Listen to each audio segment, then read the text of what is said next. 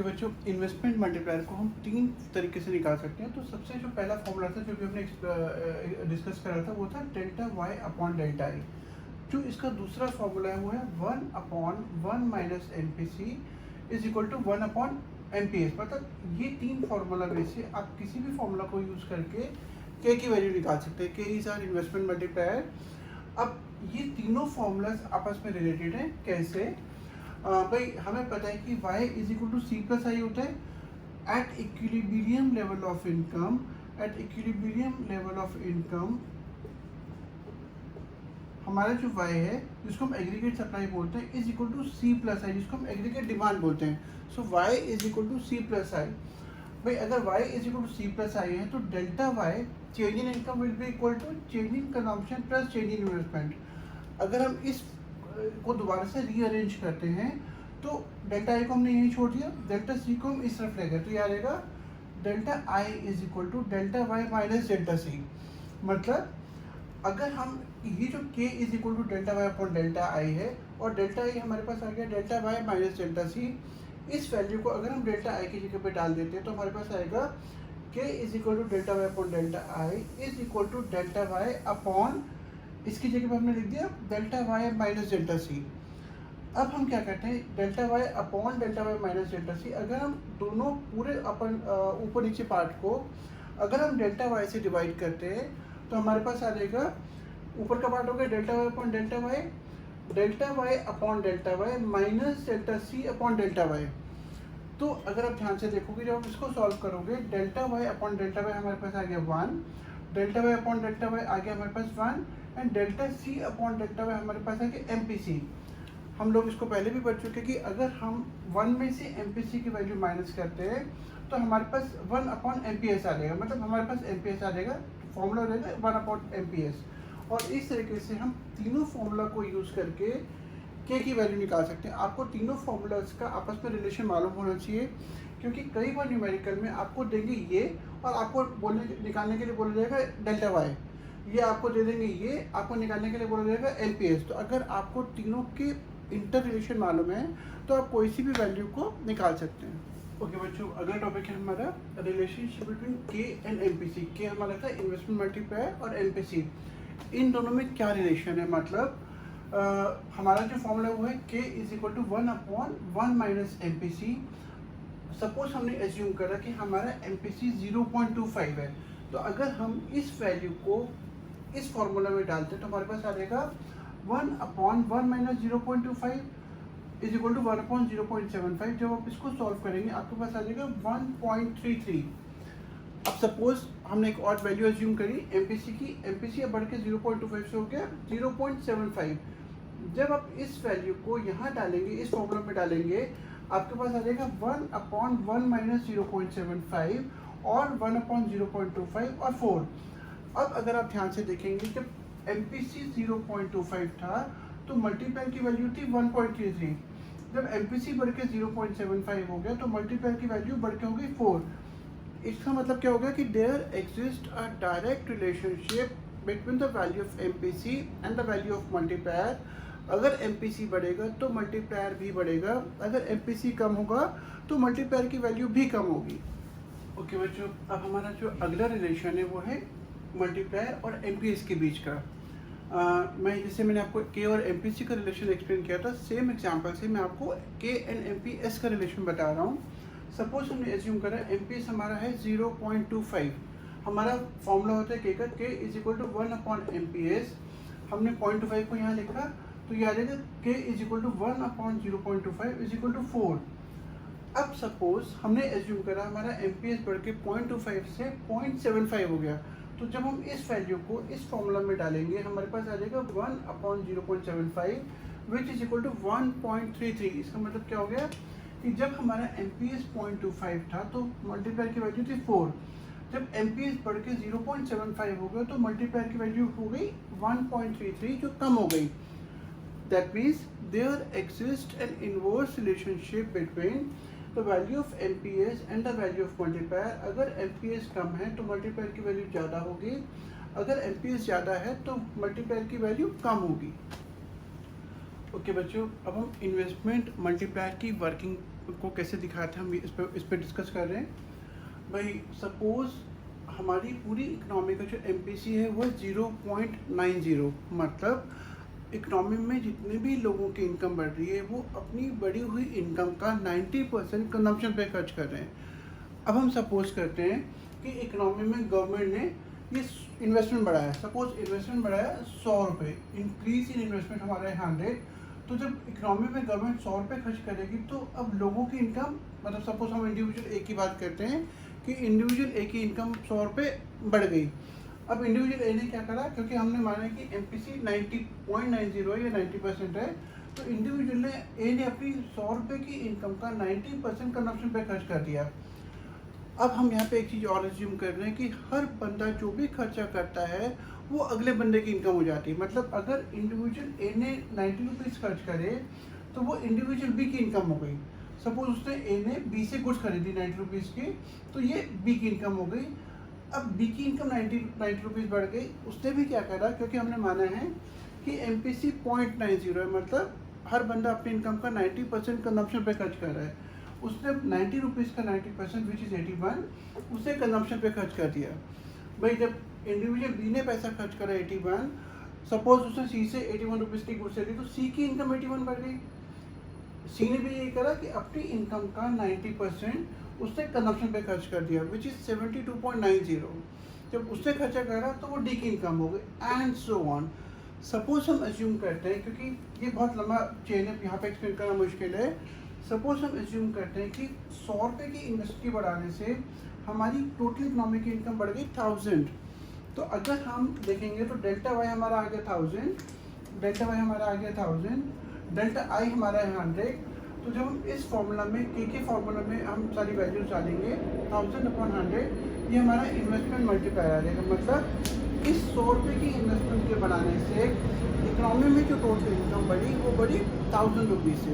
Investment multiplier की value आ गई 10। जो इन्वेस्टमेंट मल्टीप्लायर में जो लास्ट के दो इंपॉर्टेंट थियोरेटिकल क्वेश्चंस हैं वो है मैक्सिमम वैल्यू ऑफ मल्टीप्लायर। भाई मैक्सिमम वैल्यू ऑफ मल्टीप्लायर क्या होता है, तो हम इसको कैसे एक्सप्लेन कर सकते हैं। सपोज हमने यहाँ पे एज्यूम करा एमपीसी की वैल्यू 1 है, तो अगर एमपीसी की वैल्यू 1 है, एमपीसी की वैल्यू 1 कब होती है कि जब भी कंज्यूमर की इनकम बढ़ी तो वो जो भी इनकम बढ़ी उसे पूरी की पूरी कंजम्पशन पे खर्च कर दी। मतलब जो डेल्टा सी है और डेल्टा वाई है दोनों बराबर है, तो इस केस में एमपीसी की वैल्यू 1 आएगी।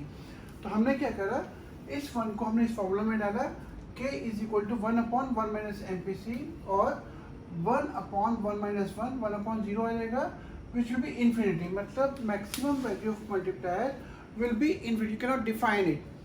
दूसरा होता है मिनिमम वैल्यू ऑफ मल्टीप्लायर। भाई मल्टीप्लायर की मिनिमम वैल्यू क्या होती है। सपोज हमने एज्यूम करा कि एमपीसी हमारा 0 है, तो जब हमारा एमपीसी 0 है, हम जब इस फॉर्मूला में डालेंगे k is equal to 1/1 minus MPC 0 है, तो ये आ जाएगा 1/1 माइनस 0 और 1/1 इज इक्वल टू 1। ध्यान रखिएगा कि मल्टीप्लायर की जो मिनिमम वैल्यू है वो 1 है, मैक्सिमम है it can not be defined. ठीक है, तो कई बच्चे इसमें कंफ्यूज होते हैं कि वो दिक्कत आ जाएंगे 0, कहीं ना कहीं उनको लगता है कि मल्टीप्लायर मेरी जो मिनिमम वैल्यू है 0 है। No, it is not 0, it is 1। Okay बच्चों, हम इकोनॉमी में जो इक्विलिब्रियम है वो हम 3 तरीके से स्टडी कर सकते हैं। सबसे पहले जो सिचुएशन है वो है फुल एम्प्लॉयमेंट इक्विलिब्रियम, एक ऐसा पॉइंट जहाँ पे कि एग्रीगेट सप्लाई कर्व और एग्रीगेट डिमांड कर्व एक ऐसे लेवल पे इंटरसेक्ट करता है जहाँ पे कि इकोनॉमी का फुल एम्प्लॉयमेंट इक्विलिब्रियम हो रहा है, मतलब वहाँ पे सारे के सारे लोग फुली एम्प्लॉयड है। तो सेकंड सिचुएशन है वो है अंडर एम्प्लॉयमेंट इक्विलिब्रियम, जहाँ पे कि इकोनॉमी में फुल एम्प्लॉयमेंट सिचुएशन नहीं, एक ऐसा पॉइंट जहाँ पे एडी और एस बराबर तो है लेकिन वहाँ पे इकोनॉमी अपने फुल एम्प्लॉयमेंट लेवल पर ऑपरेट नहीं कर रही है। और जो थर्ड पॉइंट है ओवर एम्प्लॉयमेंट इक्विलिब्रियम का मतलब है कि aggregate demand curve aggregate supply curve को फुल एम्प्लॉयमेंट लेवल के बाद कहीं पर इंटरसेक्ट कर रहा है, जो एक प्रैक्टिकल सिचुएशन नहीं है। मैं आपको अभी बारी बारी सारे कॉन्सेप्ट्स एक्सप्लेन कर रहा हूँ। तो सबसे पहले सिचुएशन हमारी आ गई फुल एम्प्लॉयमेंट इक्विलिब्रियम। अभी हमने फुल एम्प्लॉयमेंट डिस्कस किया था कि एक ऐसा लेवल ऑफ आउटपुट जहाँ पे जितने भी लोग हैं दे आर फुली एम्प्लॉयड। जब हम इकोनॉमी में फुल एम्प्लॉयमेंट की बात करते हैं हम हमेशा 95-96% एम्प्लॉयमेंट की बात करते हैं, 4 से 5% लोग हमेशा अनएम्प्लॉयड रहते हैं। सो इसका मतलब क्या होगा कि 95-96% लोग भी अगर एम्प्लॉयड हैं तो हम लोग बात कर रहे हैं, ये हमारा फुल एम्प्लॉयमेंट काउंट होगा। अब हमने एग्रीगेट सप्लाई का बनाया 45 डिग्री लाइन, ये हमारा एग्रीगेट डिमांड कर्व है।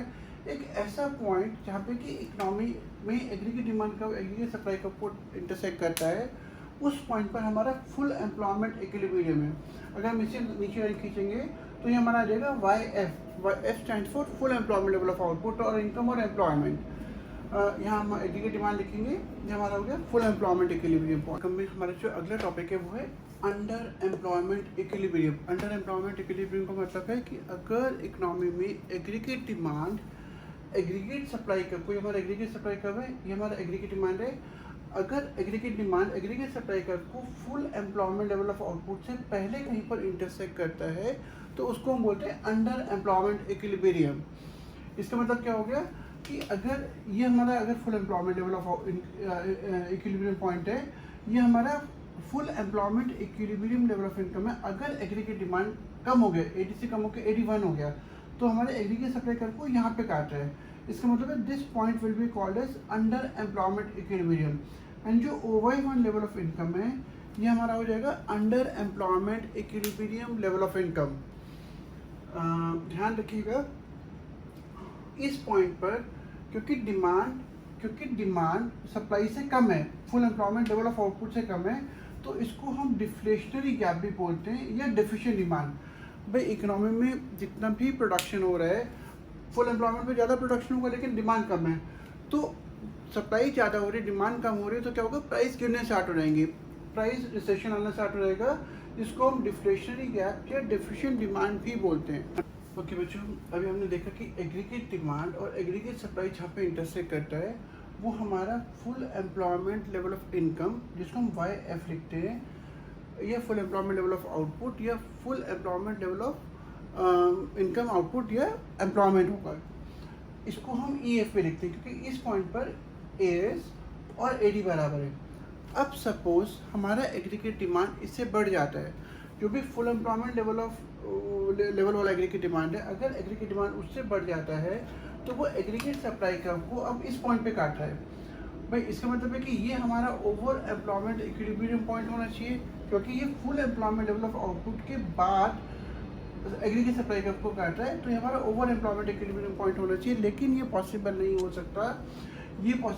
हो सकता, क्योंकि economy already full employment level of output पे काम करे, मतलब हमारे जितने भी रिसोर्सेज हैं वो फुली एम्प्लॉयड है। इसका मतलब है कि अगर आप चाहो, आप कोशिश भी करो, तो आप आउटपुट अब इससे ज़्यादा नहीं बढ़ा सकते। मतलब ये जो पॉइंट है ये पॉसिबल नहीं है।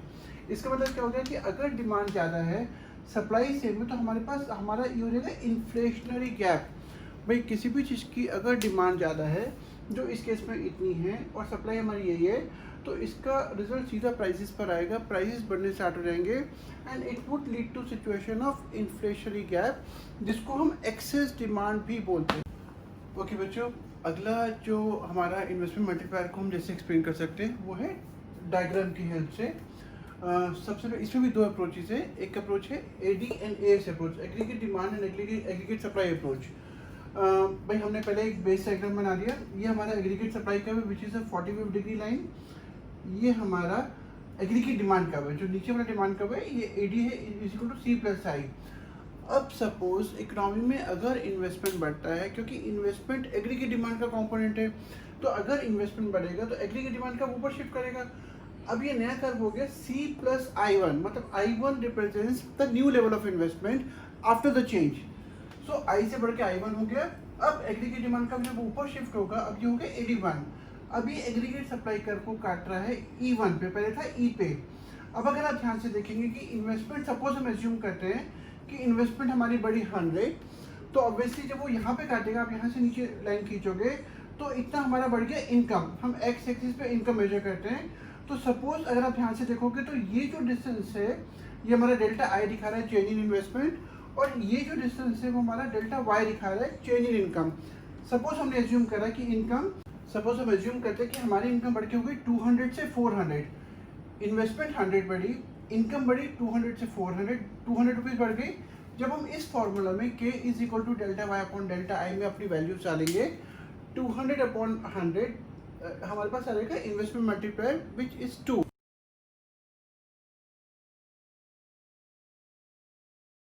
ओके बच्चों, दूसरी अप्रोच जो हम जिसकी हेल्प से हम इन्वेस्टमेंट मल्टीप्लायर को एक्सप्लेन करते हैं वो है सेविंग एंड इन्वेस्टमेंट अप्रोच।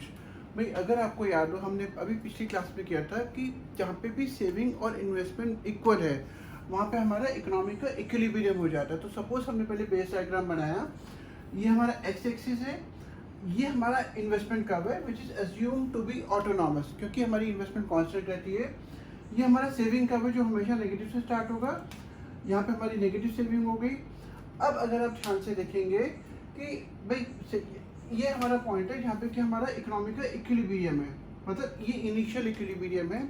अब सपोज इन्वेस्टमेंट बढ़ी, हमारी इन्वेस्टमेंट भाई 10 रुपये बढ़ गई, तो इस इन्वेस्टमेंट की जब बढ़ेगी तो हमारा जो इन्वेस्टमेंट कर्व है वो आई से बढ़ के I1 हो जाएगा। भाई जब इन्वेस्टमेंट कर्व ऊपर शिफ्ट होगा, आई से ऊपर शिफ्ट होकर I1 होगा, तो वो अब सेविंग कर्व को E1 पे काट रहा है। तो सपोज हम एज्यूम करते हैं कि हमारी जो पहली इनकम थी वो थी 100, जब इन्वेस्टमेंट बढ़ गई तो अब जो इक्विलिब्रियम लेवल ऑफ इनकम है सपोज ओवर 1, सो 140, तो मतलब कितने का चेंज आया हमारा 40 का, तो हमारा 40 का चेंज आया। भाई इन्वेस्टमेंट 10 रुपये बढ़ी, इनकम 40 रुपये बढ़ी। जब आप इन वैल्यूज़ को आप फॉर्मूला में डालेंगे तो डेल्टा बाई 40 डेल्टा आई 10, हमारा इन्वेस्टमेंट मल्टीप्लायर आ गया 4।